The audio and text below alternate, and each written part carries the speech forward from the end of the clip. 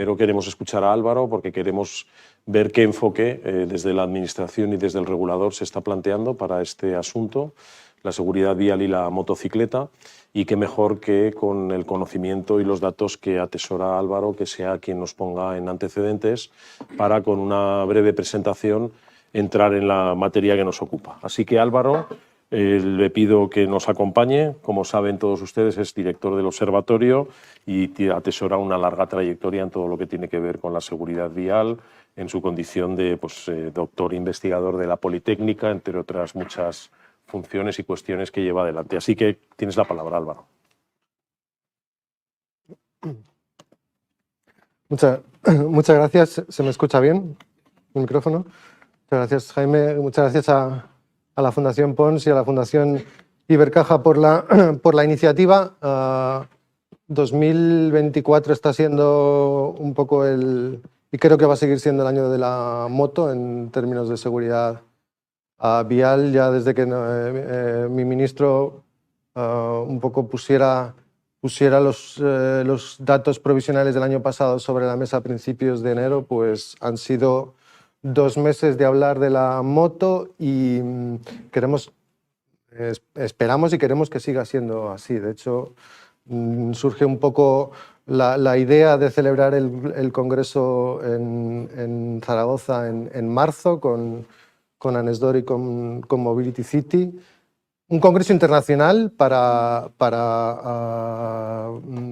va a haber organismos internacionales, va a haber países, va a haber ciudades, donde esperamos aprender cosas, pero también, y como yo tengo un doble papel en la DGT, el de los datos, que es un poco el que me trae aquí, el de escanear ideas, que hoy lo voy a poner en práctica, pero un poco como oyente durante la mesa redonda. No vengo tampoco a explicarle las medidas que ha propuesto la Administración, porque eso ya lo hizo mi ministro y lo hace mi director, que les corresponde un poco la iniciativa normativa y política. Vengo a hablar de datos, pero también vengo un poco a escanear ideas, porque, como suele decir mi director, y esto yo lo compruebo porque participo en muchos grupos y muchos foros internacionales, a veces no nos damos cuenta, pero las ideas y las mejores ideas muchas veces están en casa. Y yo participo en grupos y al final siempre hago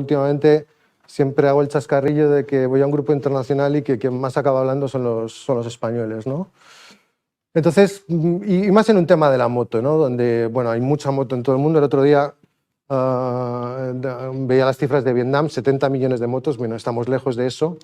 Además, un uso en Europa muy diferente a lo mejor del que encontramos en Asia o en Latinoamérica, pero dentro de Europa pues hay pocos países con nuestro parque, nuestro volumen de moto y también nuestra siniestralidad, ¿no? Y yo creo que en términos relativos, y como vamos a ver algún dato, pues España está bien y nos corresponde, yo creo, empujar, ser líderes. Nos preguntan desde fuera qué está haciendo España en la moto. Y yo creo que tenemos esa responsabilidad de liderar, de probar, de tener ideas y de empujar para que la seguridad vial, la siniestralidad de la moto se reduzca no solo en España, sino también fuera, en Europa. Voy a hacer una presentación de datos, voy a intentar un poco para dar el marco a la mesa. No sé si luego las personas de la mesa tienen bien los datos, pero bueno, voy a intentar dar los fundamentales. En realidad no traigo mucho nuevo, son datos que se obtienen de un tratamiento de informes que nosotros ya tenemos publicados en la página web y a los que les invito a todos a conocer y a analizar, a quien no haya tenido la oportunidad de hacerlo. Pero bueno, todo lo que es parque, censo de conductores, movilidad, siniestralidad, tenemos un apartado específico que se llama DGT en cifras, de donde viene prácticamente todo lo que traigo hoy aquí. Traigo poco nuevo. Hablaba un poco mi ministro marcó el tono a principios de enero con el dato provisional a 24 horas y en carretera de 299 motoristas fallecidos, lo que suponía un 18% más que el año anterior. Si no digo otra cosa, voy a sumar el ciclomotor y la moto. Y más de 1.500 hospitalizados, o lo que veníamos llamando herido grave, lo que suponía un 21% más que el año anterior. Son, por lo tanto, incrementos importantes de dos dígitos y, además, con una tendencia preocupante, porque también, como ponía de relieve mi ministro en la rueda de prensa, el dato de motorista es el más alto de la serie reciente de los últimos 10 años. Con lo cual tenemos un incremento no solo respecto al año anterior, sino también un máximo relativo en los últimos 10 años. Yendo un poco para ver el volumen, saben que hacemos como dos cómputos, el cómputo de carretera 24 horas, luego el cómputo consolidado con la carretera y la ciudad. Ahora el último año es el de 2022. Pues ese año hubo 437 personas fallecidas a 30 días, de las cuales el 32% fueron en ciudad, el 68% en carretera. La ciudad tiene mucho más siniestros, porque casi 8 de cada 10 siniestros de motorista es en ciudad, pero por la gravedad media, obviamente, algo muy vinculado a la velocidad y al tipo de siniestro, cuando nos vamos a la carretera esa relación se invierte. Bueno, la moto, y esto quizá José María conoce mucho mejor los datos que yo, pero la moto, en términos de... La movilidad es mucho más difícil de medir, yo voy a dar algún dato propio, pero no basta con ver las matriculaciones, ¿no? Abajo, la comparación de la matriculación del conjunto de ciclomotor-moto con el turismo, un poco de los últimos 10 años, pero la moto ya se recuperó, y esto que son datos de 2022, se recuperó el volumen de ventas prepandemia cuando el coche se quedó en 2020 en ese nivel más bajo. Con lo cual, en 2022 se vendía un 80% más de moto que 10 años antes. Y en términos de parque de vehículos, en ese mismo periodo el parque de motos creció un 40%, mientras que el de coches había crecido poco más de un 15%. Personas en términos de víctimas y en términos de víctimas por vehículo del parque, ¿no? Bueno, también comparando los 10 años, 2013-2022, motoristas muertos, el conjunto de ciclomotor y moto, que es la línea gris, en esos 10 años había aumentado un 23%, en el coche había aumentado, o se había reducido un 5%. Si ahora vamos a las personas hospitalizadas, arriba a la derecha, en la moto, el conjunto moto-ciclomotor se redujo un 8%, en el coche, que es la línea naranja, un 33%. Si ahora vamos a los ratios por parque, en 10 años, motoristas muertos por moto del parque, vemos estabilidad, un 5% más en 2022 que en 2013, mientras que en el coche esa ratio había bajado un 17%. En realidad, si uno ve una de las leyes empíricas de la seguridad vial, cuando uno ve ratios por exposición, cuando uno ve víctimas por parque, por kilómetro recorrido, por población, por cualquier medida que indique exposición o cantidad de actividad, la tendencia histórica siempre es a bajar, con lo cual tener en la moto en los últimos 10 años, pues casi siempre vemos una estabilidad y hemos tenido años bastante por encima de nuestro valor de partida, que era el 1. En 2019 estábamos un 20% por encima de lo que había en 2013. Y personas hospitalizadas o heridos graves por vehículo del parque, en esos 10 años se redujo un 20% en el caso de la moto, más de un 40% en el caso del coche. Bueno, todo esto tiene como consecuencia que el peso de la moto en la siniestralidad ha aumentado. En 2013 era un 21%, ahora estamos en un 25% con una tendencia creciente. Movilidad. Nosotros, voy a presentar los datos que tenemos de nuestra fuente, porque también hablamos de riesgo por vehículo del parque. ¿Qué pasa por riesgo por kilómetro recorrido? ¿Qué fuente maneja la Dirección General de Tráfico para hacer esto? Las lecturas de odómetros en las ITVs. Sacamos los valores de la ITV y extrapolamos a todo el parque. El informe también lo tienen en la web. Así es como llegamos a los valores que ven aquí. Turismos en el año 2022 nuestra estimación, porque al fin y al cabo es una estimación, lo que captamos en la ITV lo extrapolamos luego a todos los vehículos del parque. En turismos estamos en un valor de 13.000, en motos en un valor de 2.800 kilómetros año y en ciclomotores un valor de 1.800. Está en línea también con lo que vemos en otros países. Bueno, la movilidad no vamos a entrar en el detalle, depende de la cilindrada, depende de la antigüedad, tienen un informe en la web donde pueden verlo. Al final, con todo esto lo que podemos hacer es una estimación de la movilidad total del parque. Si yo hago ese ejercicio para la moto, para el turismo, para el camión, para el autobús, me sale una tarta como esta. Una tarta, esto es movilidad del parque de vehículos a motor que pasa por la ITV. No tengo peatones, no tengo movilidad en bicicleta, no tengo movilidad en vehículo de movilidad personal, solo vehículo a motor.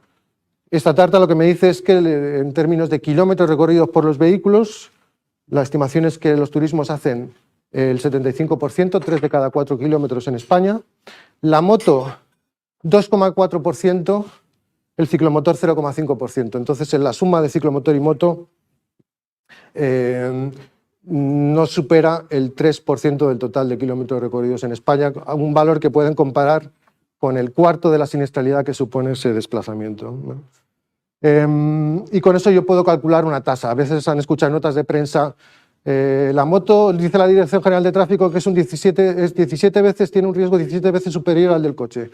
Pues esto lo saca de aquí. Si yo, motorista, y aquí sí que he dejado fuera el ciclomotor, tengo 401 fallecidos y lo divido por mi estimación de los kilómetros recorridos, me sale un valor de 40 fallecidos por 1.000 millones de kilómetros. En turismo me sale un valor de 2,25, 18 veces más. Tendría que corregir incluso por el factor de ocupación, ¿no? Porque para tener personas kilómetro y no vehículos kilómetro. Pero bueno, 18 veces más de ese entorno.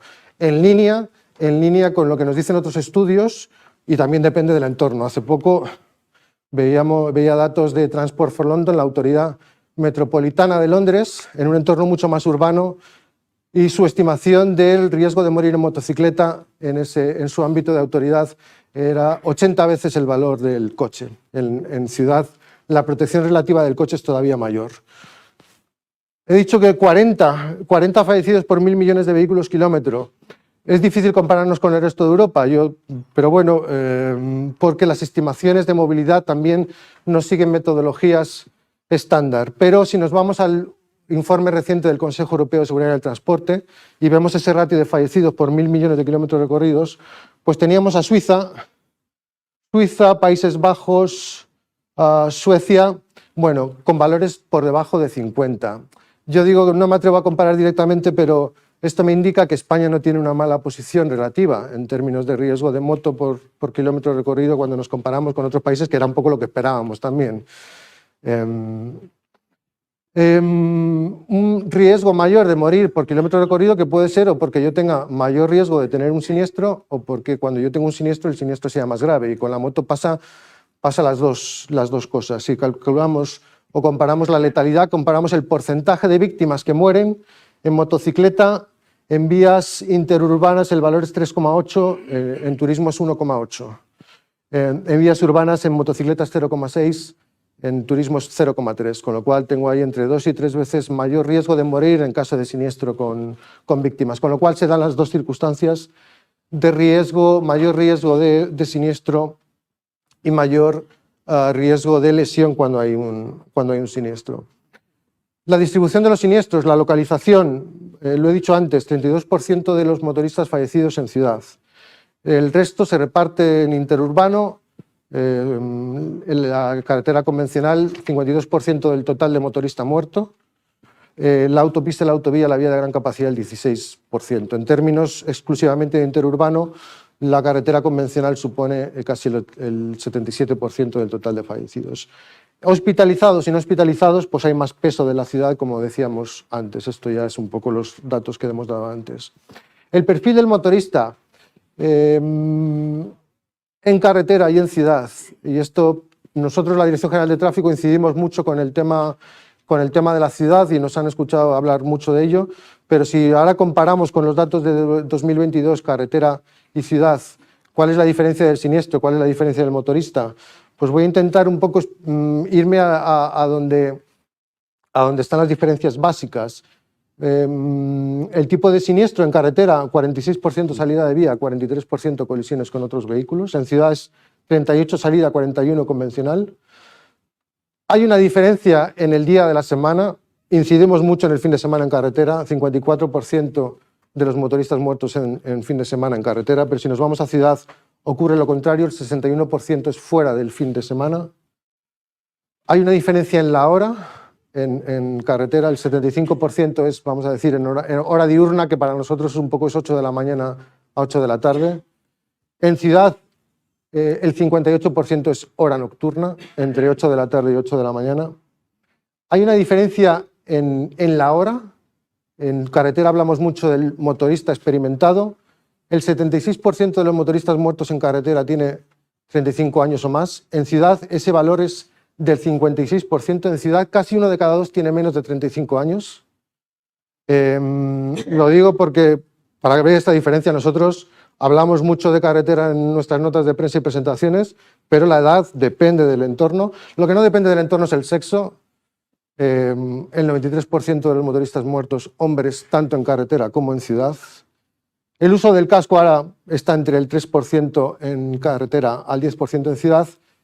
Y luego diferencias en la cilindrada y diferencias en la antigüedad. El vehículo de carretera es de mayor cilindrada y más antiguo.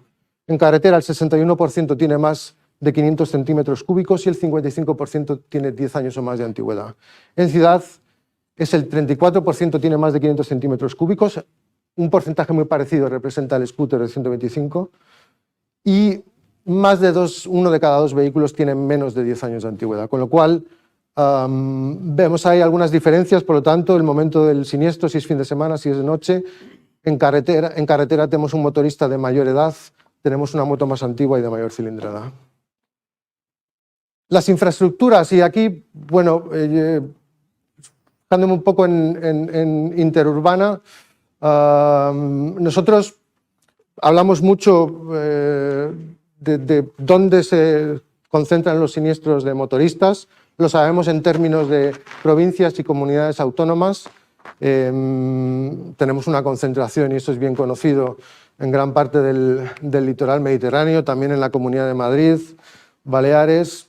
Pero luego cuando entramos en la localización y las carreteras, al final yo puedo tener una concentración de motoristas en un tramo de carretera porque tengo mucho tráfico de motoristas, porque hay algo en el tramo, alguna característica local de diseño, características, infraestructura, configuración, que me crea una mayor probabilidad de accidente, que es donde solemos hablar de tramo de concentración de accidentes, o a veces por pura aleatoriedad. Y lo cierto es que la mayor parte, y fijándome un poco en la red convencional, donde hay 8 de cada 10 siniestros mortales, la mayor parte de la red convencional no sufre accidentes mortales de motorista.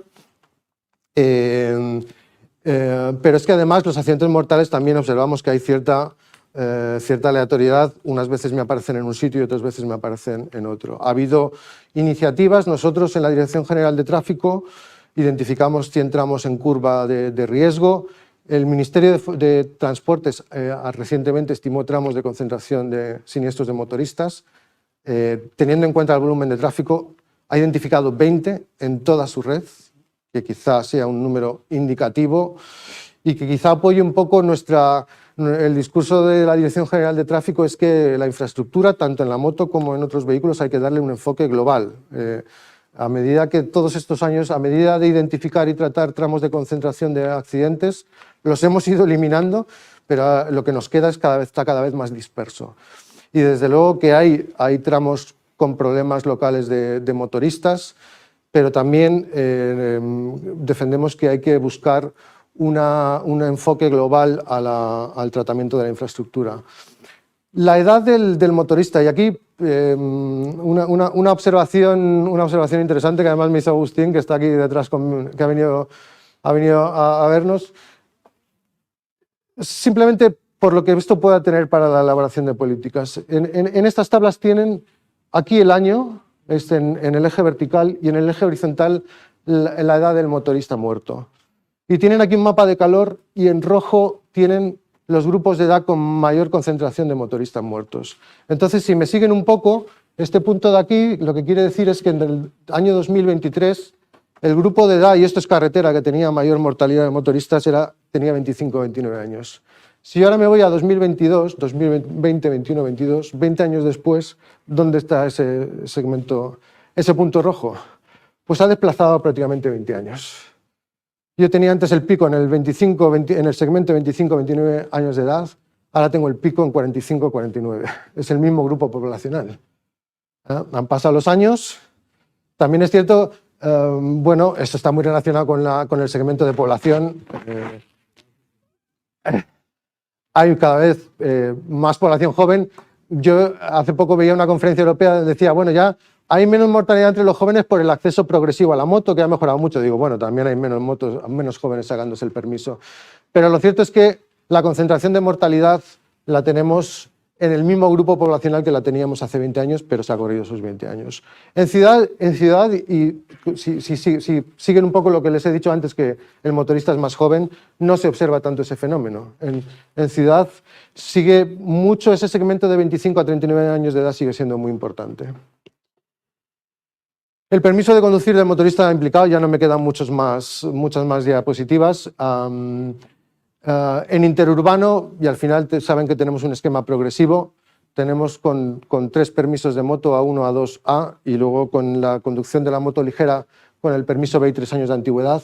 En carretera, el permiso A supone el 48% de los siniestros con víctimas y el 66% de los siniestros mortales. El permiso A1 es residual, bastante residual. Ese permiso, lo cierto es que es poco utilizado. Al final, entre que la gente espera sacarse el A2 o que quien quiere un scooter lo pueda hacer con el B, el permiso A1 a las expediciones comparativamente son bajas y también la siniestralidad es baja. Y luego tenemos el B más 3, que en carretera representa el 22% de los motoristas implicados en siniestros y el 12% cuando nos vamos al siniestro mortal. Mientras que en ciudad el permiso A representa el 30% de los siniestros y el 34% de los siniestros mortales, y el permiso B con 3 años de antigüedad representa el 43% de los siniestros con víctimas y el 27% de los siniestros mortales. Bueno, el A1 en siniestros mortales un 1% en carretera, un 4% en ciudad. El A2 un 12% de siniestros mortales en carretera, un 18% en ciudad. Para tener un poco el orden de magnitud. Y yo simplemente, bueno, a ver, simplemente en cuanto a comportamientos de motoristas, España participa en un estudio europeo con ya 25 países europeos más, donde sacamos indicadores de velocidad, casco, cinturón, alcohol, drogas, distracciones, y nos comparamos entre países. Y les remito un poco a esa información también un poco para ver cómo queda la moto comparativamente tanto con otros vehículos en España como con otros países. Sí que en términos de comportamiento llamo la atención un poco sobre el tema del alcohol, porque si nos vamos a motoristas muertos, pues en ciudad 31 de 61, el 50% daba tasas positivas de alcohol. En carretera 38 de 156. Tenemos tasas de alcoholemia muy altas en los motoristas fallecidos. Más altas todavía en los ocupantes de turismos fallecidos, pero creo que había que llamar la atención también sobre el tema del motorista, que es por el que estamos aquí. Y luego un poco sobre el parque de vehículos, el parque de motos. Sobre la antigüedad en el parque y en accidentes. El parque, cuando uno considera el parque en su totalidad, la antigüedad media que nos sale es 17 años, un valor muy alto. En turismos es de 15 años. También es cierto que el parque, y eso quien trabaje con nuestros datos, el parque oficial tiene ahí una cola de vehículos antiguos muy grande que seguramente ya no esté en funcionamiento. Cuando nosotros vemos un poco los vehículos con menos de 25 años, la antigüedad del parque de motos es de 11 años frente a 12 de turismos. Y esas más o menos 11 años es la antigüedad media de las motos implicadas en siniestros en carretera. En ciudad la antigüedad media es de 8 años. Hay mucha moto usada. En el parque prácticamente 1 de cada 2 motos del parque es usada. Nos consta un cambio de transferencia, un cambio de titularidad, una transferencia en nuestro registro. Y si nos vamos a accidentes, 6 de cada 10 motos implicadas en un accidente había sido vendida, había sido objeto de compraventa antes. Esto quiere decir que hay que ver también cómo llegamos al motorista que compra una moto usada. Y respecto a la propiedad del parque, y esto es un poco también importante por la posibilidad de introducir políticas en flotas, 95% de las motos del parque de motos está en manos de personas físicas, en principio de particulares. El otro 5% es lo que luego estaría en manos de empresas, empresas de alquiler, de sharing, empresas de reparto de comida, etc. Y sin más, y ya no quiero abusar de la paciencia y de los datos, pues espero haber dado un marco y haberos dado alguna idea, Jaime, para que vosotros también podáis después ahora desarrollar el debate. Muchas gracias. Muchas gracias. Gracias, Álvaro. La verdad es que bueno, nos has puesto un debate para casi unas jornadas, ¿no?, como las que queremos hacer en Zaragoza.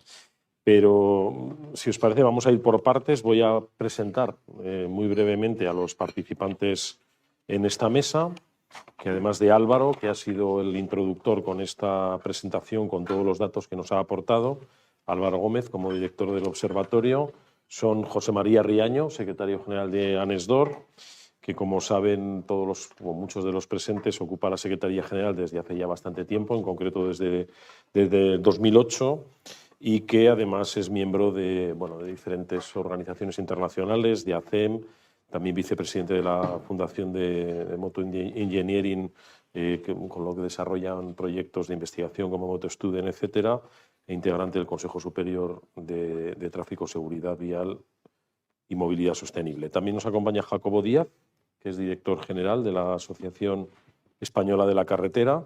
Es ingeniero de Caminos, Canales y Puertos por la Politécnica de aquí de Madrid y tiene un amplio recorrido en todo lo que tiene que ver con el mundo de la carretera, como luego tendremos ocasión de repasar.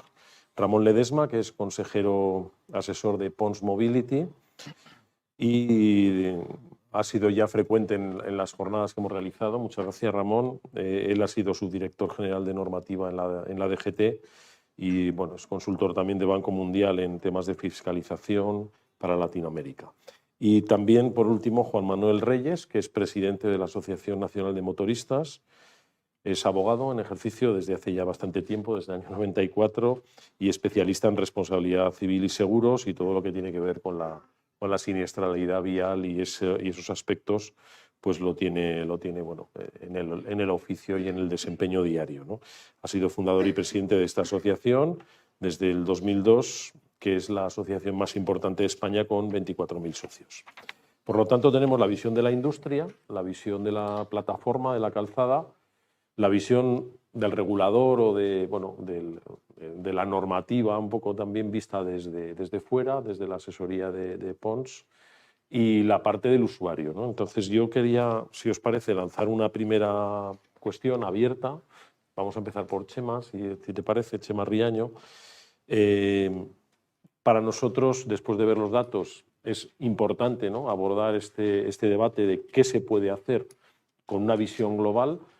Me gustaría, en el caso particular vuestro, qué piensas que está haciendo y qué puede hacer la industria para ofrecer productos más seguros. Se ha hablado de antigüedad, se ha hablado de perfil de usuario, pero estáis en un trabajo muy importante de tecnología embarcada para garantizar la seguridad vial. ¿Qué estáis haciendo? Y ponnos un poco en contexto respecto del resto de cuestiones que impactan en la siniestralidad. ¿Cuál es la visión que tenéis desde la industria? Bueno, pues la verdad es que en la industria, la seguridad vial, por los datos que nos has ilustrado tan bien, Álvaro, obviamente es uno de los principales drivers del desarrollo del sector, es la seguridad vial, ¿no? Y en ese sentido, la investigación y desarrollo, grandísima parte de esa investigación y desarrollo se dirige a la seguridad vial. Se invierten cifras millonarias todos los años en desarrollar tecnología, y hablábamos de las edades. y la verdad es que el desarrollo de tecnología en los últimos años pues ha sido muy relevante, ¿no? Las motos que se venden hoy en día, y especialmente esas motos grandes de carretera, pues tienen una serie de ARAS, igual que en los coches hay ADAS, en las motos hay ARAS, sistemas Advanced Rider Assistance Systems, pero en general ayudas electrónicas que han hecho que esos vehículos pues, sean radicalmente diferentes de los vehículos que podíamos poner en el mercado hace 10 años, ¿no?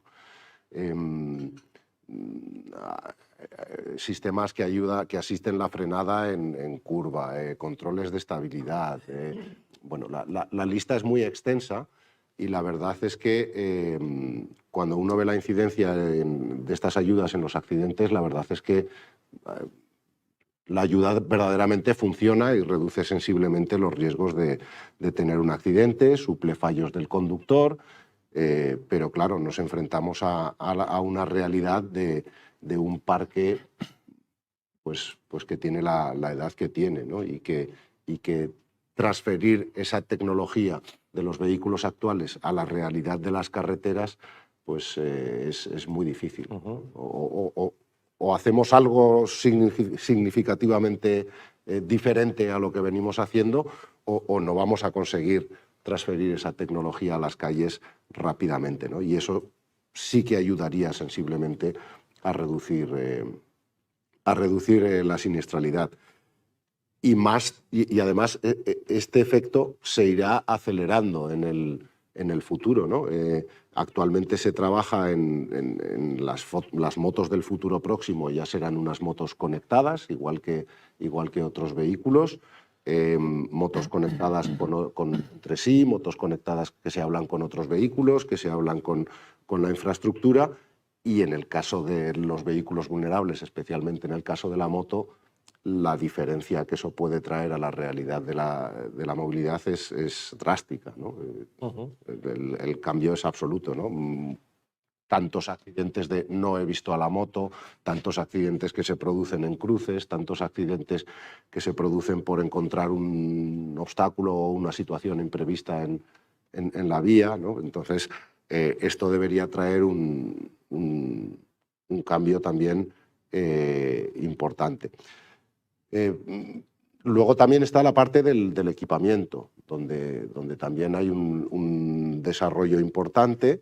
El equipamiento que teníamos disponible los motoristas hace unos años no tiene nada que ver con el que hay ahora, empezando porque aunque sean algunas prendas las mismas, pues el desarrollo de tejidos, el desarrollo de prendas específicas para climas de calor, todo esto pues ha traído un desarrollo importante. Y luego la aparición de nuevos elementos en el equipamiento de protección, como pueda ser el airbag, por ejemplo, ¿no? Entonces, todo esto por la parte del vehículo y del equipamiento del motorista debe ayudarnos a mejorar la situación. Pero bueno, aunque obviamente el foco de la industria sea el vehículo y sea el equipamiento de protección, aquí no hay que perder de vista tampoco los otros elementos, ¿no? Este es un problema complejo y para poderlo verdaderamente abordar, pues no hay una sola medida que nos pueda traer una solución, sino que esto es una lista larga de medidas que hay que ir abordando desde todos los aspectos, ¿no? Pero bueno, en general, y para ir concluyendo, no quiero extenderme y seguro que seguiremos hablando del tema, yo creo que tenemos que hacer también un cambio de mentalidad, ¿no? Y a la vista de los datos que nos estaba explicando Álvaro, ¿no? Hace un tiempo ya que los vulnerables son los absolutos protagonistas de las cifras de siniestralidad, son ya la mayoría. Los motoristas están muy destacados en estas cifras y yo creo que tenemos que hacer las cosas diferente de como las venimos haciendo y coger algunos retos ya un poco el toro por los cuernos, ¿no? Si los vulnerables y los motoristas son tan protagonistas en la siniestralidad, pues la primera reflexión es: ¿estamos dedicando esa proporción acorde de los presupuestos a este quesito del problema? Probablemente tengamos que hacer un esfuerzo mayor. Y bueno, no solo esto, sino ahondar en el conocimiento. Hay algunos estudios en profundidad, a seguir con esos tramos de concentración de accidentes. En general, repensarnos las cosas de una manera distinta y darle a esto el protagonismo que merece. De acuerdo, muchas gracias, Chema. Se ha aludido a la infraestructura y a la conectividad, por ejemplo, como medida de futuro. Yo le quiero pasar la palabra a Jacobo Díaz, como responsable aquí de la Asociación Española de la Carretera. Se ha hablado también en la presentación por parte del director del observatorio de los tramos de concentración y las medidas que se han adoptado. Desde el punto de vista de la infraestructura, ¿qué se está haciendo? ¿Cuál es la visión que se tiene de cómo se puede contribuir a mejorar los datos que existen, que son los que son y que no satisfacen a ninguno de los que estamos aquí y que por eso entendemos la pertinencia de hacer este tipo de debates? ¿Cuál sería un poco, en una primera visión, su aportación, señor Jacobo? Mientras me estabas haciendo la pregunta, estaba pensando si tenía que ser políticamente correcto o no. Y de repente hoy me ha dado por la primera respuesta ser políticamente correcto. Luego ya degenerará la cuestión. A ver, lo que yo creo, en primer lugar, es que cuando yo estudié un poquito estudios que había, trabajos, informes, llegué a la triste conclusión de que desde el punto de vista de la infraestructura creo yo que no hay tantas cosas que hacer. Creo yo que no hay tantas cosas que hacer. Que la infraestructura actual de nuestro país tiene un estado de conservación enormemente mejorable. Claro. Que un índice de regularidad superficial mejor beneficiaría una mayor comodidad en la conducción del usuario de dos ruedas. Es cierto. Que un mejor coeficiente de rozamiento mejoraría las prestaciones de una maniobra evasiva de un conductor de moto. También es cierto. Que un conductor de moto que comete un error, por la razón que sea, se sale de la carretera, impacta contra un obstáculo no protegido, es inaceptable. Es inaceptable. ¿Que ese obstáculo debería estar protegido? Sin lugar a dudas. Exactamente igual para un vehículo pesado que para un usuario de motocicleta. Que los sistemas de contención, de minimización de los resultados de un accidente de motociclista que tenemos aprobados y homologados en nuestro país son los adecuados y suficientes para que en caso de que se ocurra este accidente las consecuencias no sean dramáticas? Lo discuto. Desde luego en ámbito de autopista y autovía seguro que no, por las velocidades a las que se circula, y en ámbito de carretera convencional, pues dependiendo un poco. Más cuestiones que complican la situación. Como muy bien explicaba Álvaro, cuando uno tiene 5.000 muertos en su red de carreteras, hay un porcentaje representativo de los accidentes que se concentran en determinados puntos específicos. A eso lo llamamos tramo de concentración de accidentes y a eso le aplicamos una solución para minimizar la aparición y, por tanto, le estamos echando la culpa a la infraestructura, lo cual desde la infraestructura asumimos. Cuando el número de fallecidos que tenemos en nuestras carreteras está en torno de los 1.000 y pocos y hay un porcentaje muy representativo, pero menor, en torno de los 400, que son motociclistas, lo que ocurre es lo que ha dicho Álvaro, es que la accidentalidad ya no se concentra. Casi cualquier punto de la red convencional de nuestro país es susceptible de que aparezca un accidente de motocicleta. Jodido problema.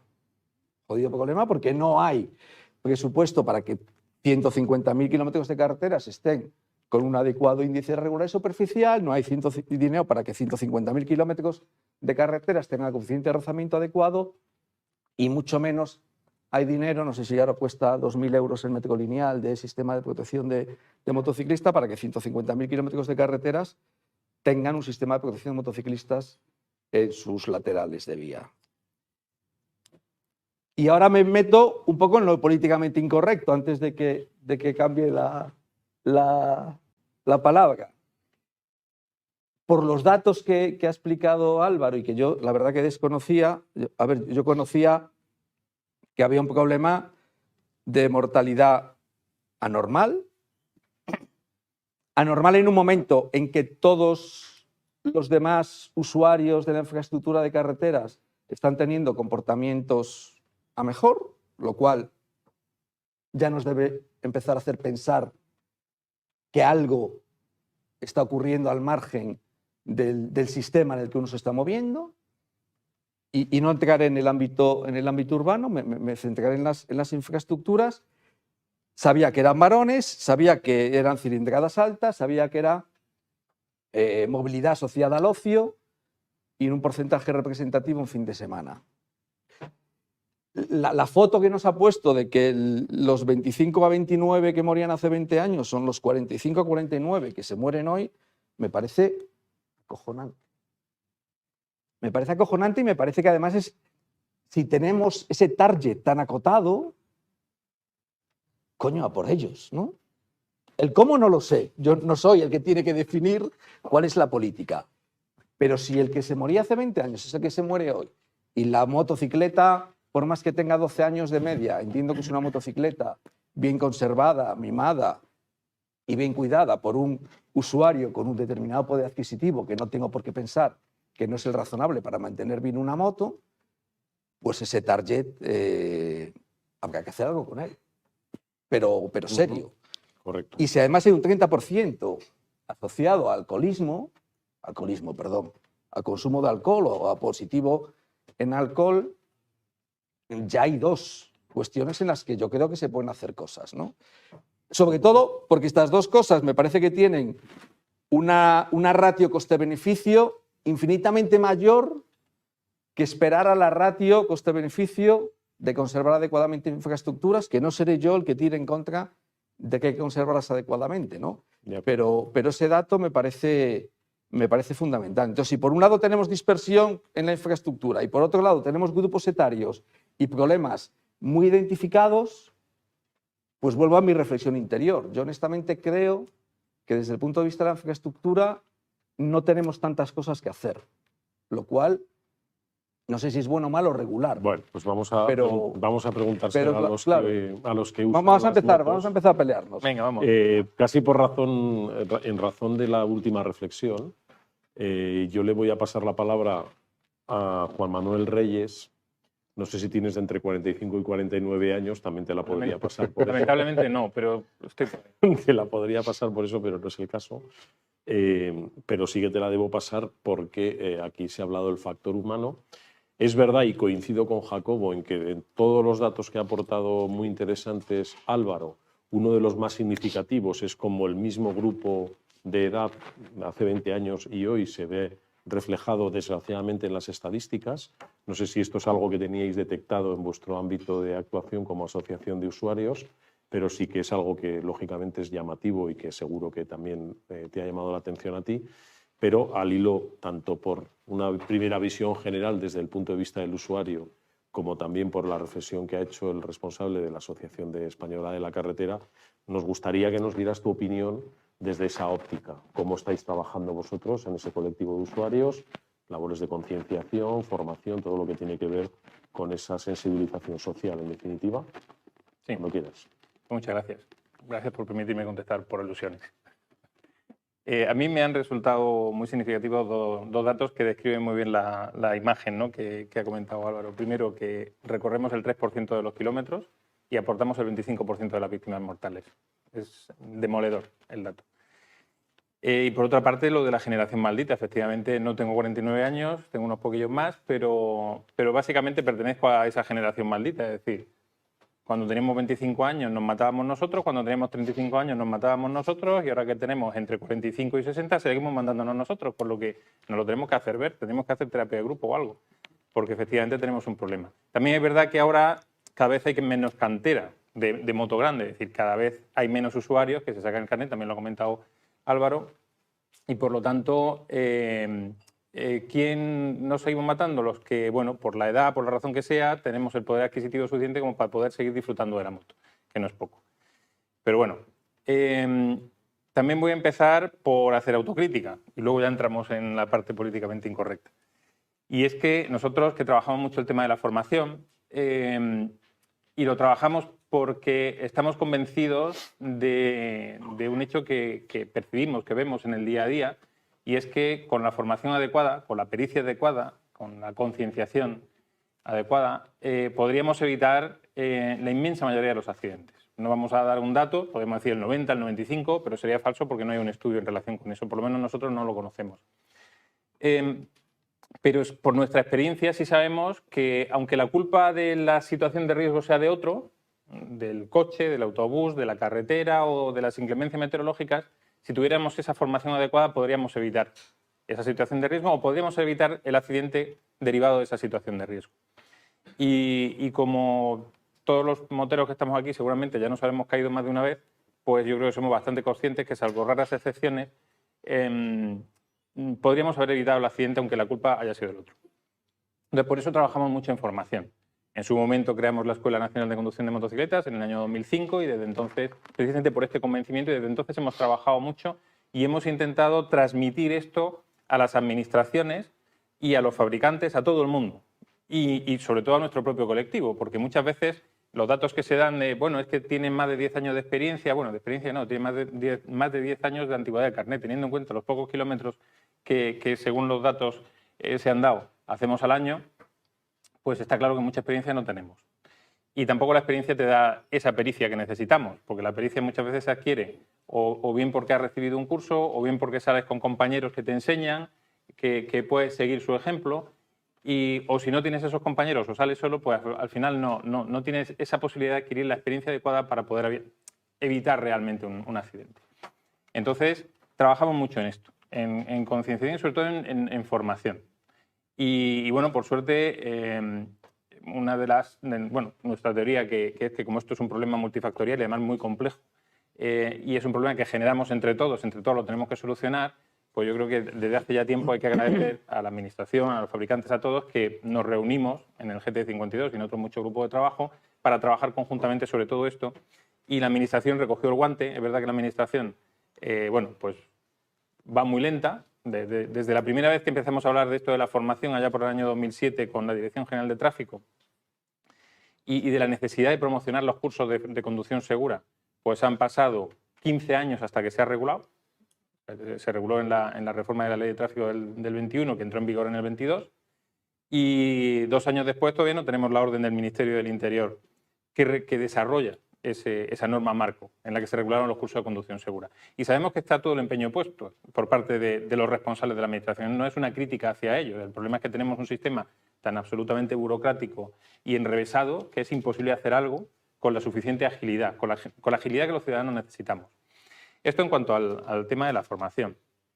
Luego tenemos otro problema muy importante con los vehículos, y es que otro de los datos demoledores que ha dado Álvaro es la antigüedad del parque. 17 años es que es inaceptable. Una antigüedad del parque de 17 años, donde vemos que en los coches, desde que la industria del automóvil empezó a invertir en seguridad activa, en seguridad pasiva, cuando empezó el tema del Euro NCAP, la línea de siniestralidad se desacopló de la línea del Producto Interior Bruto. En la moto no. En la moto sube el PIB, sube la siniestralidad. Baja el PIB, baja la siniestralidad. ¿Por qué? Porque tenemos una antigüedad del parque de 17 años. Es decir, todas las innovaciones tecnológicas que podrían suplir la falta de formación que tenemos y que podrían evitar miles de accidentes de tráfico no están.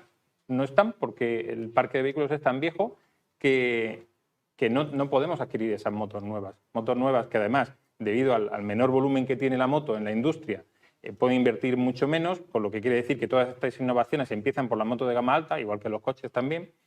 ¿Y quién se puede comprar la moto de gama alta? Pues una muy pequeña porción de la población. Con lo que entonces el beneficio que nos aportaría toda esta nueva tecnología no se está aportando. Por lo que ahí hacemos un llamamiento a la Administración también de que hay que invertir. Hay que tener en cuenta que solo los motoristas que murieron y que fueron víctimas de accidentes, ya sea por fallecimiento o por lesiones, en el año 2022 le costó a España casi 2.000 millones de euros. 2.000 millones de euros. Si se invirtiera un poquito en renovar el parque y en infraestructura, y ahora paso a la infraestructura, el ahorro sería descomunal. El ahorro social, económico-social, no estamos hablando del drama humano, que es lo más importante. Y luego ya en cuanto a la infraestructura, pues estoy de acuerdo en parte y muy en desacuerdo en la otra parte, en el tema sobre todo de los sistemas para protección de motoristas y los guardarraíles. Y empiezo por el dato este que acabo de dar. 1.850 millones de euros cuesta cada año las víctimas, solo los motoristas, víctimas de tráfico, de accidentes de tráfico. España el año pasado invirtió 235 millones de euros en regalarle videojuegos a los chavales y en pagarles las vacaciones gratis. 235 millones de euros. Si esto se hubiera empezado a invertir, por poner un ejemplo absurdo, desde el año 2005, que se aprobó la UNE 135-900, que regula los sistemas para protección de motoristas y los guardarraíles, si se hubiera invertido esta cantidad o similar año a año, hoy día estarían protegidos todos los guardarraíles del país, con sistemas para protección de motoristas, como tiene Portugal, país considerablemente más pobre o menos rico que España. Y ellos lo tienen por ley desde el año 2010 y lo tienen protegidos casi en un 90 y tantos %. Cada metro de sistema para protección de motoristas no cuesta 1.000 euros, cuesta 30 euros instalado. Metro lineal. Metro lineal instalado, 30 euros. Es mucho dinero. Si multiplicamos por todos los guardarraíles que tiene el país, es mucho dinero. Como comentábamos antes, lógicamente sería absurdo empezar por las autovías y por las rectas, que ahí también hay siniestros y también hay siniestros contra guardarraíles. Tengo varios casos este año de amputaciones de brazos en una recta en una autovía. Hay que empezar por donde más siniestralidad se produce y por donde las carreteras que más utilizamos los motoristas, por supuesto. Pero hay que empezar. Es que el problema es que desde que está la norma, en el año 2005, desde que se aprobaron los primeros criterios de instalación en el año 2004, es que calculamos a ojo que debe haber entre 7.000 y 8.000 kilómetros de guardarraíles protegidos con sistemas para protección de motoristas, de una red total de 166.000. Es decir, es ridículo. Lo que se ha invertido es ridículo. Y además es que aquí hay un círculo que podríamos terminar de cerrar, que es un círculo virtuoso, que es que tenemos la mejor norma del mundo en relación con los sistemas para la protección de motoristas. Tenemos la mejor industria del mundo porque han sido capaces de crear, precisamente porque tenemos la mejor norma del mundo, las mejores patentes para proteger a los motoristas del mundo. Fue una de las razones por las que Alemania vetó la norma española en Europa y solo conseguimos que fuera una recomendación para que no invadiéramos la industria europea. Tenemos un problema de siniestralidad de motoristas que lo demanda y, sin embargo, la inversión en proteger los guardarraíles es minúscula. Y es un problema que está cuantificado por la Dirección General de Tráfico. En el 2007 se hizo un estudio, el 18% de los motoristas que mueren en carretera los mata un guardarraíl. Con independencia de qué originó el accidente, no estamos hablando de la causa del accidente o quién tuvo la culpa del accidente, pero el guardarraíl podría haber evitado la muerte o la lesión grave y no lo evitó, sino que lo agravó. Es decir, en eso sí es responsable el guardarraíl y, por lo tanto, la Administración. Y esto está reconocido ya por la jurisprudencia, es decir, no es algo que digamos los usuarios. Hay sentencia del Tribunal Supremo que lo dejan clarísimo. Aquí el responsable es la Administración, porque tenemos la tecnología, tenemos la normativa y no se protegió el guardarraíl, pudiéndose proteger. Luego, tenemos además un país en el que el peso de la industria es relativamente pequeño y deberíamos de incrementarlo, pues qué mejor que invertir en seguridad, en la industria española, en creación de empleo, en reducir el coste de la siniestralidad, en reducir el drama humano. Y sin embargo, ese último eslabón de la cadena, que sería el presupuesto, o lo que es lo mismo, la voluntad política de aprobar el presupuesto, porque lo que se ha demostrado en nuestro país y en todos en general es que hay dinero siempre y cuando haya voluntad política, pues eso no se termina de dar. Entonces, es un poco la visión que tenemos en general y, por supuesto, entonando también nuestra autocrítica en este sentido, porque luego, como ha comentado José María, tenemos otro tema con el equipo de protección, que viene a ser nuestro chasis, ¿no?, de protección, que aquí hay otro problema importante. Se ha evolucionado, se ha avanzado muchísimo también en equipos de protección, en tecnología, en normativa que lo regula y, sin embargo, no hay un control por parte de la Administración de Consumo de lo que se vende en nuestro país. Si una chaqueta de moto, de protección de moto, entra en Polonia sin homologar, automáticamente se para en la frontera y se echa. En España tenemos el país invadido de prendas de protección, chaquetas, pantalones y ahora airbags, fabricados en China, por decir algún sitio que es donde se fabrican, que vienen sin ningún tipo de homologación ni de control y no hay y a pesar de lo que venimos reiterando desde hace ya muchos años, tenemos un estudio del año 2012 en el que demostramos que el 90 y tantos % de los guantes que se vendían en aquel año no estaban certificados ni homologados. Hoy día, por el esfuerzo de los fabricantes, también eso se ha mejorado mucho, pero no en control de la administración de consumo, que debería haberlo. Porque, por poner un ejemplo, precisamente con el tema del airbag, el airbag posiblemente sea el mejor invento de seguridad pasiva que se ha hecho para los motoristas después del casco. Y, sin embargo, tenemos que el mercado está siendo invadido por airbags que se venden por el AliExpress y por todo esto, y por Amazon, que valen 80, 90, 100 euros, que uno pide la documentación, dicen, sí, está homologado, y te dan la certificación de homologación. Y cuando uno ve para qué está homologado, se toma la molestia de buscar ese numerito, resulta que está homologado para uso náutico. Es decir, la gente está comprando flotadores a 100 euros, flotadores que valen 15 euros los está comprando a 100 euros, y se piensan que están protegidos. Y aquí debería haber un control por la Administración de Consumo que no se está produciendo. Nosotros divulgamos, comunicamos que se está produciendo este problema, pero muchas veces el usuario, que vuelvo a hacer autocrítica, no se cree, porque siempre piensan que el fabricante nos quiere engañar y un chaleco que vale 600 euros seguro que en realidad vale 20 y el chino es el que no lo vende de verdad a su coste. Muchos temas has tocado. Sí, ya me callo que si no... Y hay que enfrentar las contradicciones, efectivamente, Sí. porque al final es verdad que no se controla, pero es verdad que alguien hace clic en Amazon para recibir el paquete y luego calzarse el airbag Claro. flotador, ¿no? Ahí...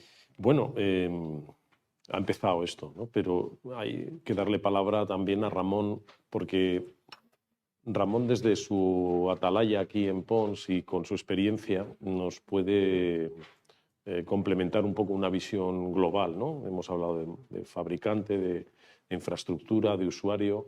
Hay una parte también que tiene que ver con la observación, los datos. Hay mucha parte que tiene que ver con normativa, pero de todos los datos que nos están llamando la atención esta mañana y que nos ha traído Álvaro a la mesa, también hay algo que está ahí, ¿no? Y es que ahora mismo 1/3 de las víctimas mortales son conductores de moto, motoristas. Vemos cómo va bajando el número de víctimas, afortunadamente, en otros modos. Esto quiere decir que la parte relativa del impacto objetivo, ¿no? Que ahora puede ser de 1/3, pues puede pasar incluso a un cuarto, puede pasar a 1/3 o incluso a la mitad en un plazo de tiempo si no hacemos nada, ¿no? Entonces ahí, Ramón, sí que me gustaría que nos dieras una visión, escuchadas las partes, ¿no? Fabricantes, infraestructura, usuarios y tal. ¿Cuál sería tu diagnóstico de situación y alguna recomendación, ¿no? Por entrar en materia? Bueno, yo creo que hago de juez y parte, porque formo parte del colectivo esto de señoros, ¿no? que andamos en cliente perfecto, 45, 50 años, BMW, o sea, entro del tirón en el rango. Por eso a veces, de vez en cuando, tengo ciertas dos cabezas que te llevan a tirar de medidas que se deberían implementar y como la parte de usuario. Pero en general yo creo que es... Y una segunda previa, que nosotros, digamos, llevamos cierto asesoramiento y el otro día no sé qué metimos la pata, diciendo que en Japón había una limitación y no la había. Bueno, ¿dónde está Juan por ahí? Antes que me dice siempre, oye, primero los errores se explican, no hay ninguna limitación. Dicho esto, yo creo que es el problema de seguridad vial de los próximos años. Es decir, a mí me dicen, en cualquier gran empresa, si tú tienes un gran cliente, le dedicas un departamento, un instituto, porque va a ser el problema. En el año 2000 el porcentaje de muertos en moto era del 6%, en el año 2012 pasó a ser el 15%, hemos llegado al 26% y probablemente nos tengamos que sentar en esta mesa dentro de 4 años con el 30%, 33%. Esto es así, entonces la realidad es así y cuanto más nos acerquemos a la realidad va a ser mucho mejor. O sea, es decir, por tanto yo creo que, insisto, es el problema en los próximos años de seguridad vial. Si alguien quiere trabajar la seguridad vial en este país, tiene que dedicarse a esto. Pues, ¿qué es un problema complejo? El más complejo que hemos tenido nunca. Pero también es un problema de país rico.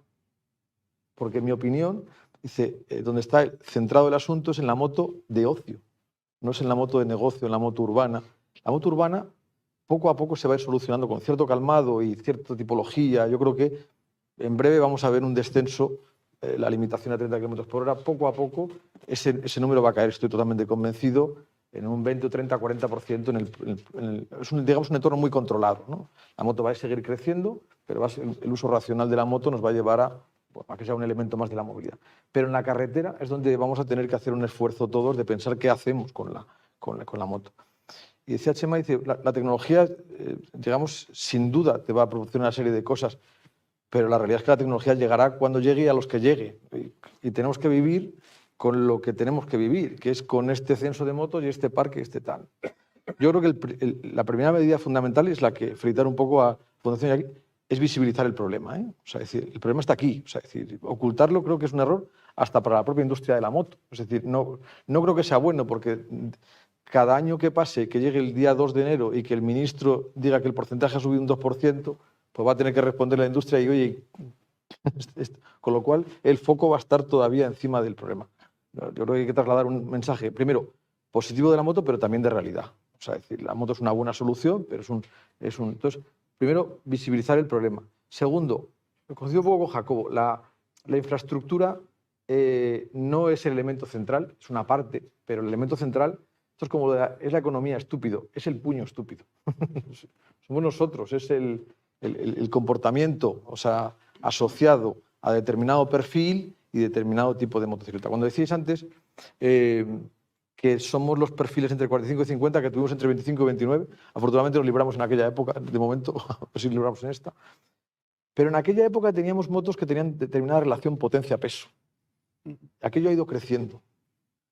La primera moto que llaman Superbike en el año 70, que es la 750, la CB 750, tenía 260 kilos de peso, tenía 70 caballos, tenía 0,32 caballos por kilogramo. Es decir, para tirar de aquella moto, pues necesitabas cierto esfuerzo. No era tan fácil darle al puño y que salieses volando. Ahora tenemos motos con 200 caballos, 200 kilos, en el que la sensibilidad, aunque la tecnología pueda ser la que pueda ser, la sensibilidad del comportamiento humano es la que es. En la cabeza vamos como vamos.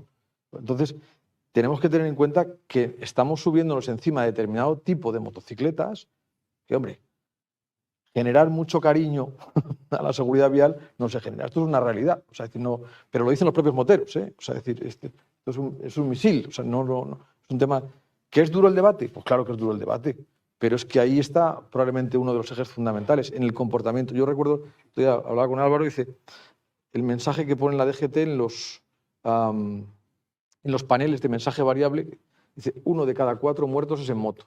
Aquello te hace cambiar el puño y volver un poco para atrás, ¿no? Entonces, visibilizar y que los fines de semana el 80% de los que se matan, el 70% es en moto, es importante, ¿no? Por lo tanto, yo creo que el tema de la comunicación, el tema de la norma ahora mismo es complicado que se tomen cualquier tipo de decisiones, porque habría cierto consenso. La parte normativa, bueno, yo ahí no estoy muy de acuerdo con la dirección general. Dice, los guantes obligatorios en moto, dice, pero si es que los 300 tíos que se han matado en moto llevaban guantes. O sea, no es el tema fundamental, yo creo, en el problema. Y segundo, en la ciudad tampoco digamos, el curso de formación para motocicletas ligeras va a ser la gran solución al problema. O sea, si la solución al problema está en la carretera y digamos, en determinados comportamientos. Por lo tanto, en estos momentos yo creo que lo más importante, de verdad que felicito un poco a todos, el hablar de este asunto y que sigamos hablando de este asunto. O sea, decir, un poco para que el comportamiento que tenemos nosotros los señoros en la carretera pues se modere algo o lo tengamos bien claro.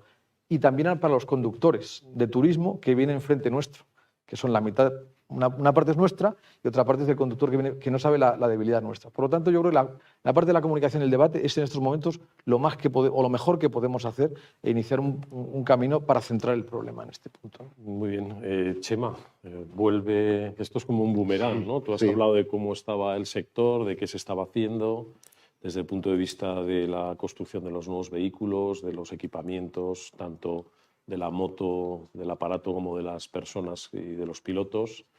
Pero está claro, la carretera, ya lo ha dicho Jacobo, se pueden hacer cosas, pero no hay una fórmula mágica. Los usuarios, pues, y luego el comportamiento, ¿no? Al final, y ya no solo del usuario, sino del contexto. Esto de verse como vulnerable, que también es un término que has utilizado tú, requiere de mucha comunicación, etc. ¿Entiendes que hay una sensibilización por parte de los fabricantes para asumir el tema tal y como está, tomar medidas y avanzar en positivo?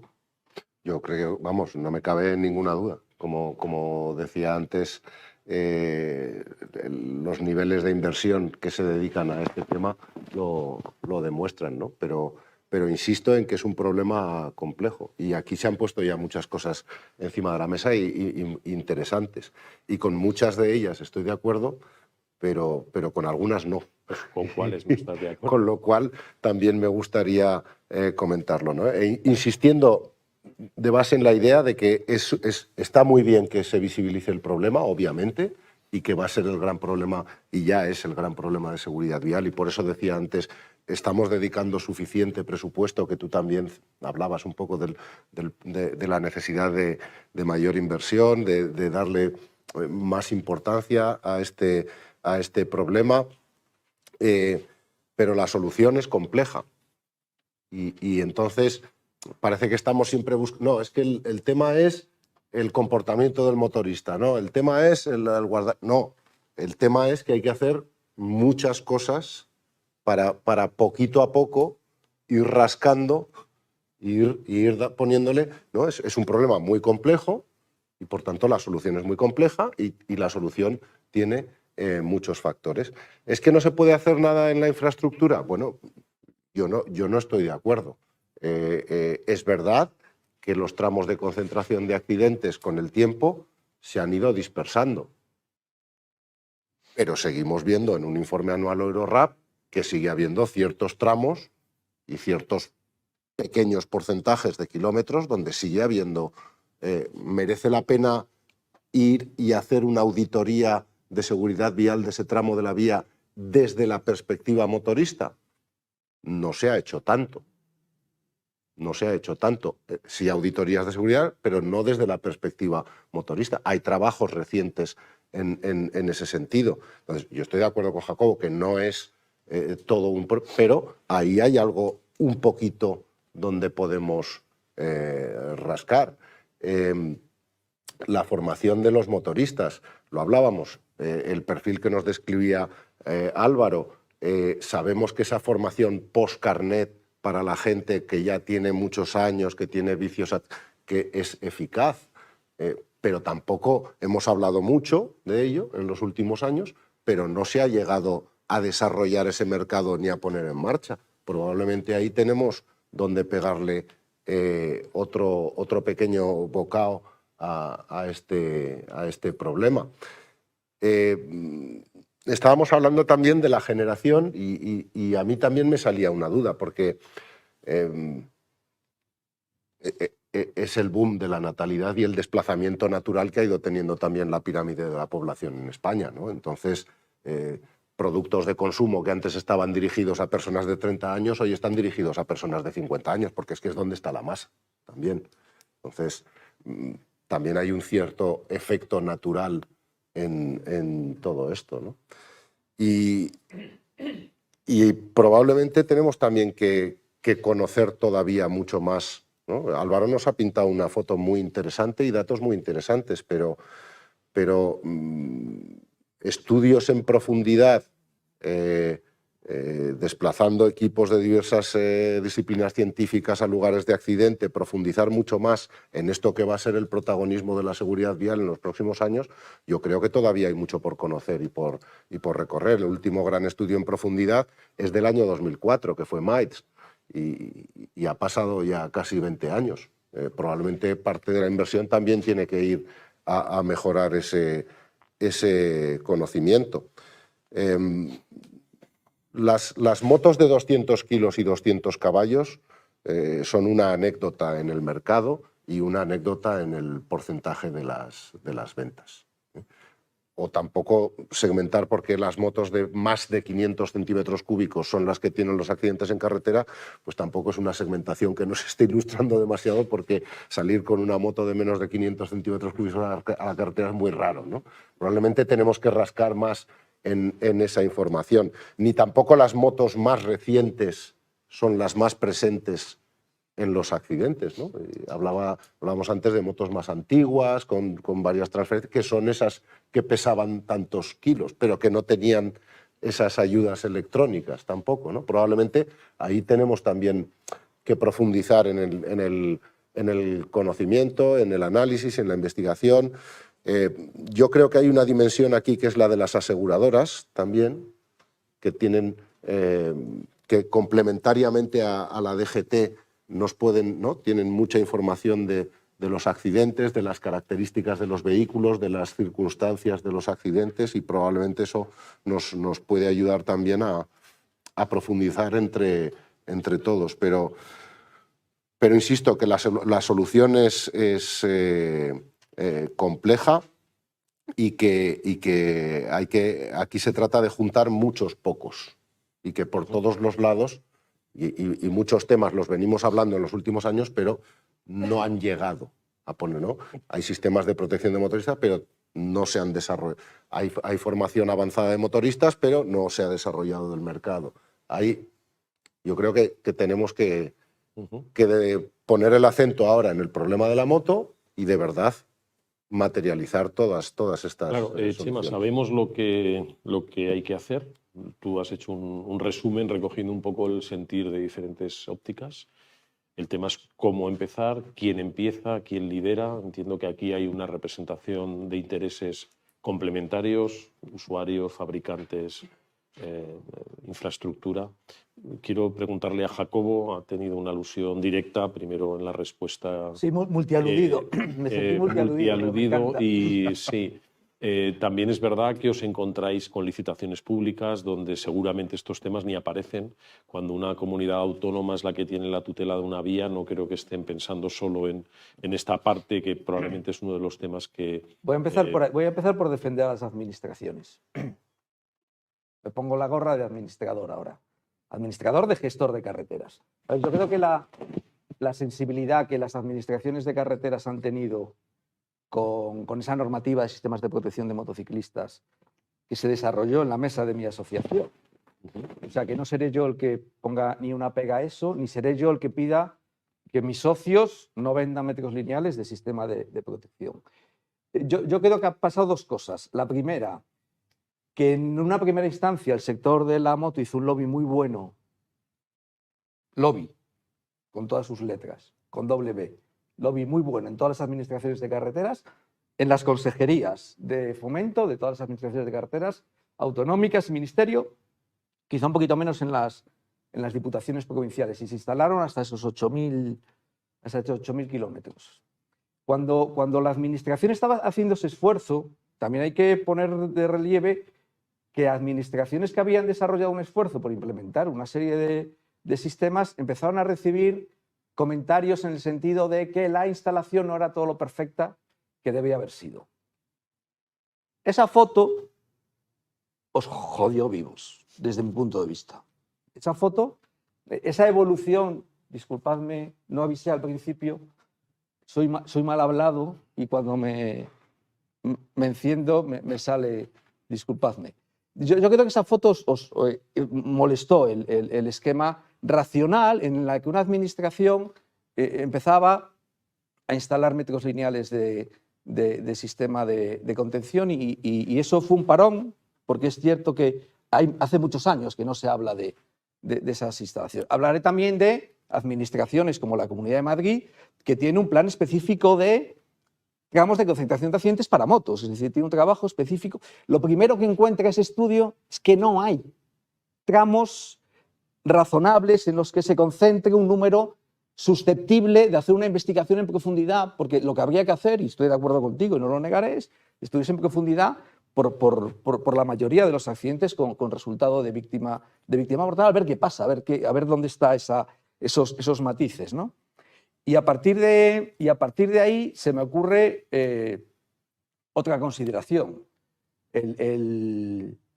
Para mierdar un poco también a la DGT, que está aquí callada.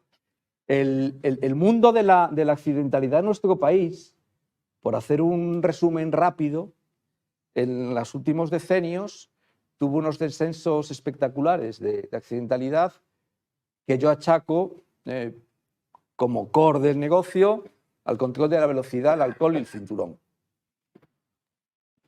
Y luego se ha complementado con infinitas cosas más, pero yo creo que esos 3 elementos son los diferenciales. En este caso no aplica el cinturón, en el caso de la moto.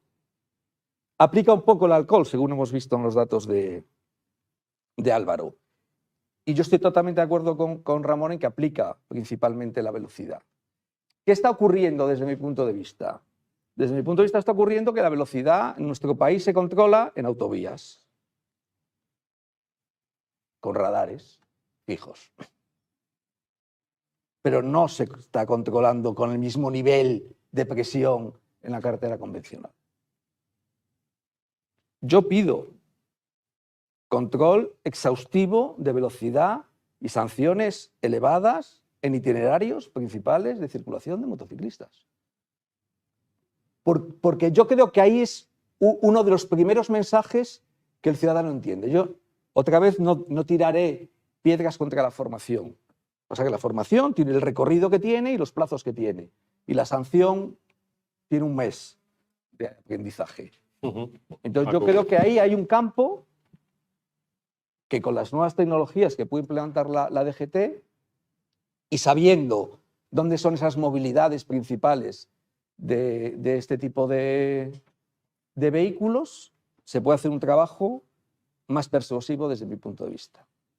Bueno, por alusiones a la asociación, a Juan Manuel, palo o zanahoria, o sea, ¿estáis dispuestos a asumir que realmente esa tríada de cinturón, alcohol, velocidad, habría que aplicarla también al ámbito de la moto con medidas como las que plantea Jacobo desde la visión de la asociación? Sí, sí y no. Es decir, obviamente el cinturón no, el equivalente que es el casco en la moto es absolutamente generalizado, es decir, el porcentaje de motoristas que tienen un siniestro que no llevan el casco es casi ridículo. Es sorprendente, por los pocos que no lo llevaban, pero ridículo. El alcohol, por supuesto, porque eso con las campañas de controles de alcoholemia que hay, en la moto salen bajísimos, salen por debajo del 1%, el 0,8%. Es decir, la inmensa mayoría de los motoristas estamos muy concienciados con no conducir si ha bebido, aunque sea una cerveza. Lo que pasa es que sí es cierto que de los pocos que se siniestran, el 30% iban bebidos o con drogas o con lo que sea, lo cual demuestra además lo importante que es ir con la cabeza bien puesta conduciendo una moto. Entonces, por supuesto, hay que trabajarlo. El tema de la velocidad, no estoy de acuerdo en absoluto. Y voy a poner el ejemplo de siempre, que yo sé que es muy aburrido ponerlo, pero es que está ahí, que es Alemania. Alemania no tiene límite de velocidad y Alemania tiene una siniestralidad mejor que la nuestra. Mejor que la nuestra. Luego el problema... En autovías, no basta con pasar solitario. No estamos hablando de autovías. El problema no es la velocidad. Bueno... No, aunque los agentes de tráfico siempre pongan velocidad inadecuada cuando no saben lo que ha pasado, que esa es otra, pero eso es otro problema que habría que discutir vale. Ese te lo con bastantes más horas de ese problema te lo de conversación. Y el despiste. Y sí, efectivamente. Ahora, en el tema que has comentado antes, que me parece muy interesante, es verdad que se empezó a trabajar razonablemente bien, porque el lobby empezó a trabajar razonablemente bien. Y con eso quiero contestar a una cosa que se ha comentado antes, que es cuando empezamos. No, empezamos ya en el año 2006, 2005, incluso antes. En el 2003, que es cuando creasteis la mesa técnica para desarrollar la normativa técnica de los SPM. Es decir, en España se lleva trabajando mucho tiempo el tema de la seguridad. Y es verdad que cometimos posiblemente el error no de empezar a criticar la mala instalación, que eso hay que hacerlo, sino de ir un punto más allá, que es igual judicializarlo, que ese fue el problema. No quise decirlo. Ya, yo sé que ha sido muy políticamente correcto en ese punto, pero nosotros sí llegamos a judicializar el problema, porque también hay que entender la visión del ciudadano de cuando llevas desde los años 80 que se empezó a visualizar el problema de los guardarraíles, y que no es el único problema, lo que pasa es que es el estandarte del colectivo, pero hay que reconocer que no es el único problema. Desde que en los años 80 se empieza a visualizar el problema, se tardan 20 años en reaccionar adecuadamente cuando en la Asociación Española de la Carretera se crea la mesa técnica para desarrollar una norma. Se crea la mejor norma, insisto, del mundo. O sea que ahí chapó a la AEC y a la Administración española. Se crean los mejores sistemas y se empiezan por fin a instalar, porque hay que recordar que en el año 2006, o sea, ya con la norma en vigor llevaba pues un año, y 2 años desde la norma de instalación o los criterios de instalación, la 18-2004, en unas jornadas estaba el director técnico de carreteras y le preguntamos cuántos kilómetros habían puesto y nos dijo que 3.500 metros. Entonces, claro, nos dio la sensación de que nos tomaron por tontos. Igual piensan que somos de letra y no sabemos convertir kilómetros a metros o metros a kilómetros. Y entonces, claro, ahí digamos que nos sentó un poco mal. Entonces empezamos a presionar más y es verdad que esa presión al final se tradujo en una buena reacción. Hubo 2 planes, o sea, en el 2007 se aprobaron 1.500 kilómetros de SPM, en el 2009 se aprobaron otros 1.500 o 1.700 kilómetros. Es decir, fue un plan muy ambicioso por parte del Ministerio en aquel tiempo, porque hay que recordar que el Ministerio es titular solamente de 25.000 kilómetros de la red, no de los 166.000. Es decir, la inversión era importante. Lo que pasa es que detectamos que se estaban instalando sistemas que no estaban homologados. Y lo pusimos de manifiesto en el Ministerio.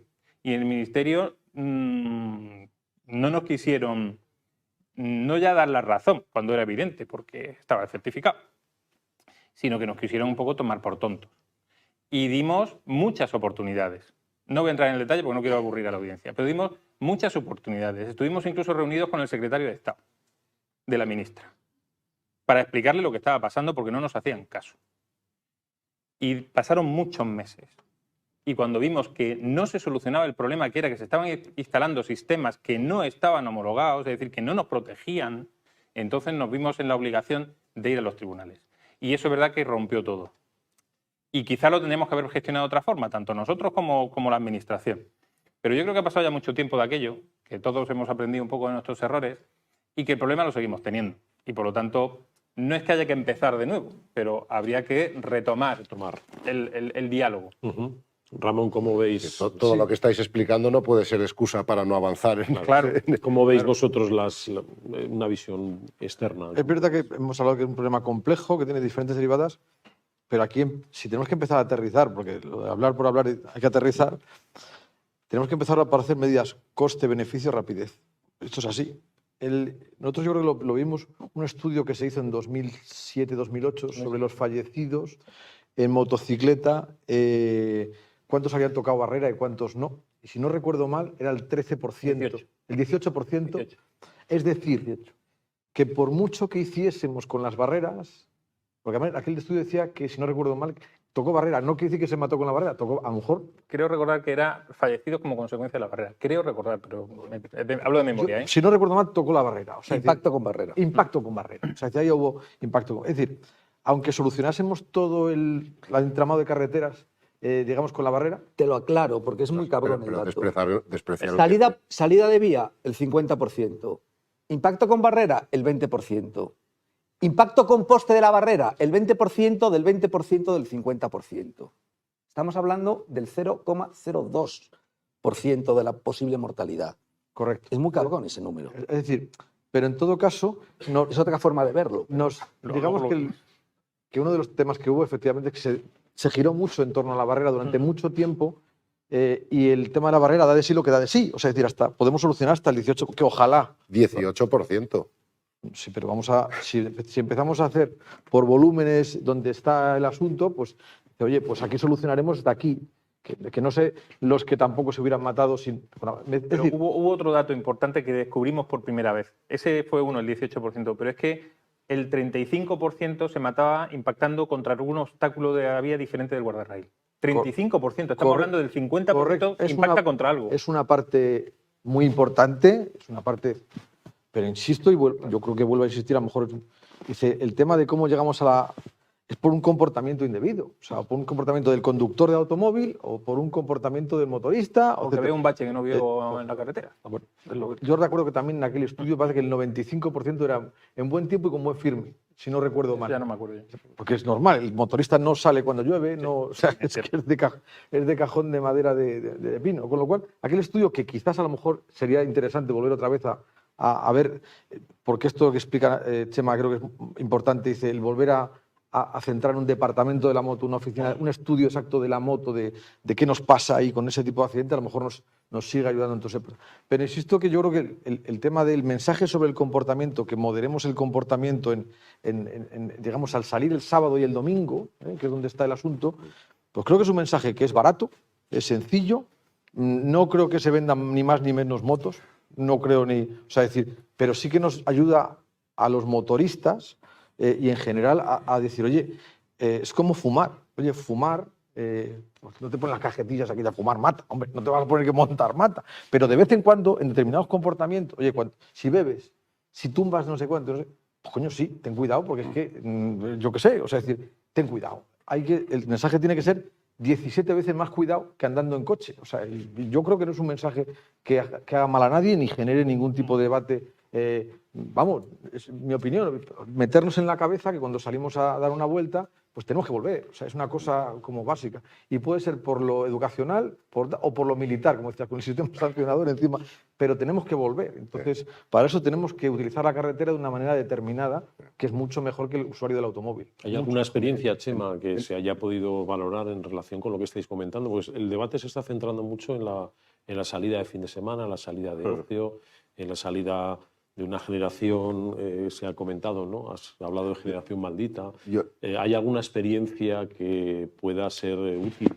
Álvaro decía en la presentación que hay países que tienen la movilidad en moto con otro concepto, por ejemplo Vietnam, ¿no? 70 millones de motos, movilidad obligada.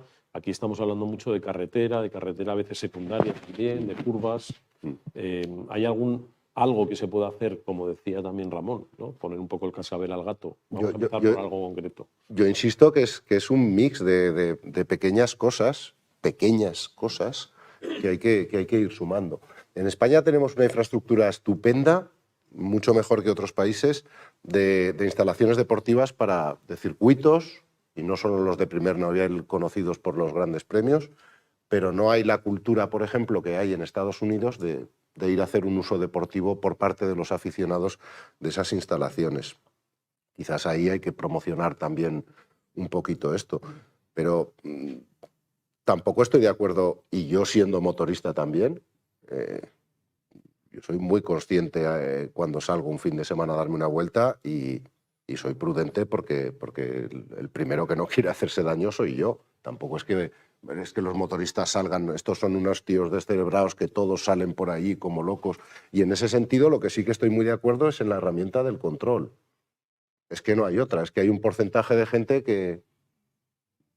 Y si sabemos que hay puntos donde se van los fines de semana, pues ahí habrá que invertir también en reforzar ese control a través de controles de velocidad, a través de esos controles de alcoholemia que estábamos viendo que el alcohol está presente en esas víctimas, a través de los drones, a través de lo que haya que poner ahí para reforzar ese control.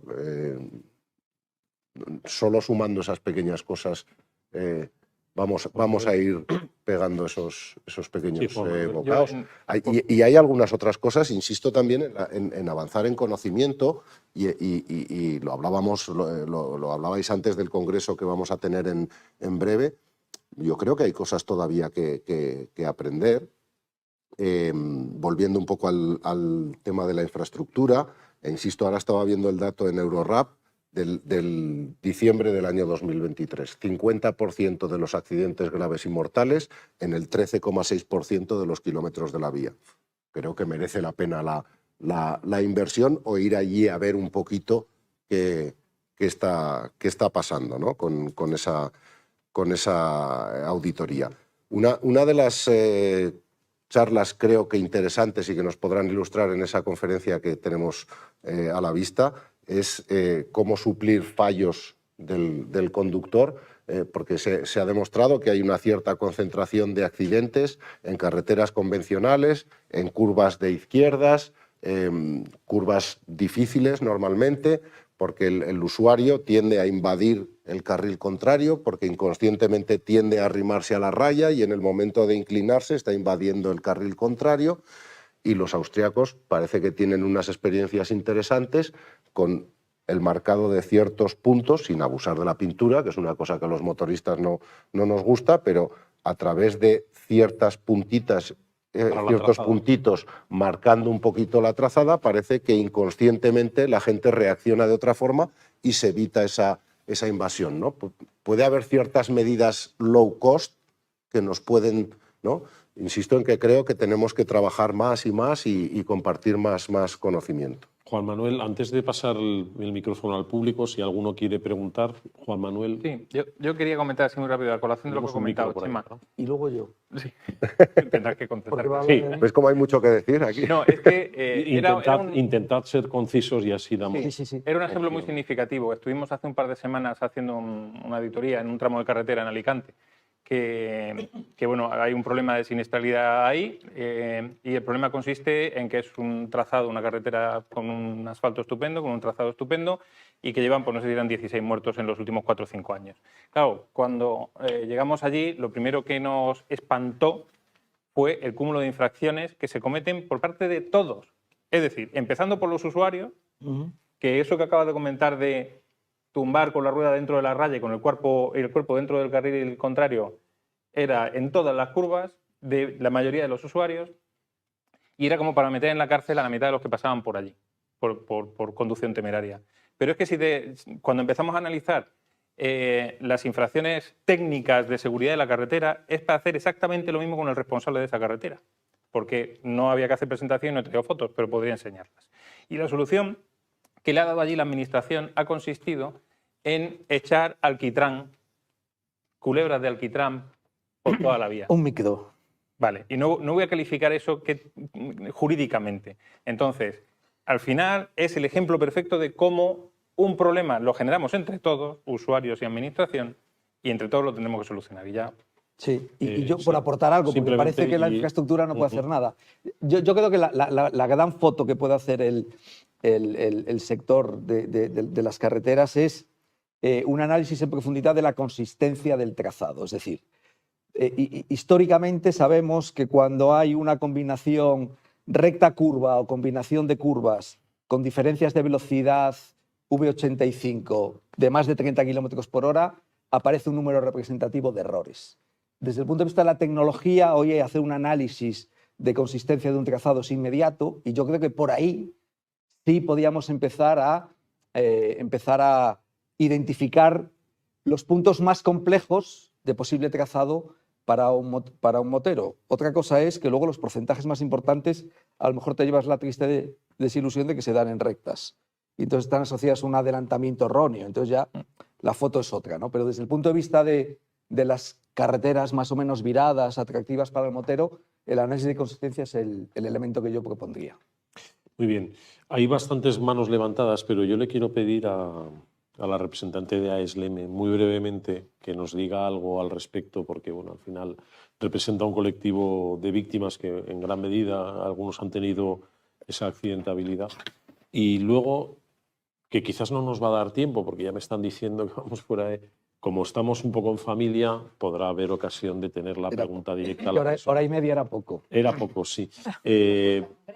Efectivamente, para eso está nuestro congreso, que vamos a hacer, como se ha dicho ya, por parte de Álvaro y por parte de Chema en Mobility City, en las instalaciones de Mobility City en Zaragoza, donde nos gustará profundizar sobre esto, adquirir también conocimiento sobre nuevas prácticas que se están poniendo en marcha. Se menciona la de Austria, pero hay otras muchas. Así que Marco Goyos, como responsable de AESLM, te pido brevedad porque no vamos a poder dar la palabra a nadie más. No te preocupes. Simplemente, como titulares de lo que habéis dicho, mesa interesantísima, que hay que hacer, que hay que reforzar. Una es más cara. Yo creo que el parque no podemos permitirnos un parque de 17 años, hay que renovar el parque.